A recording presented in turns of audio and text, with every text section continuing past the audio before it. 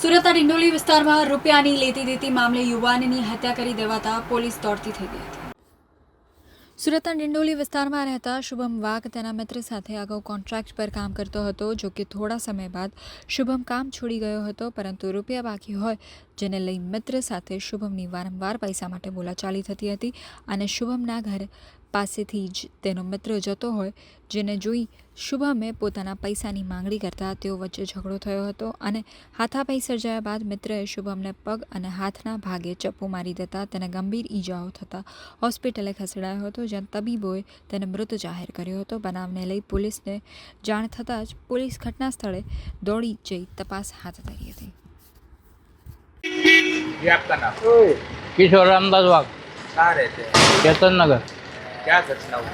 है घटना क्या हुई? वो लड़का काम पे गया था, उनके पास पैसा मांगने गया था, तो उनका सुबह में कुछ हुआ था क्या मालूम, फिर वो शाम को मिले तो मांगने गया था, तो उन्होंने ये कर दिया।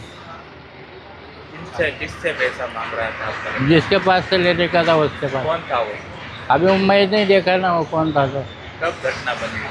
9 साढ़े 9 बजे के। क्या कहना चाहोगे?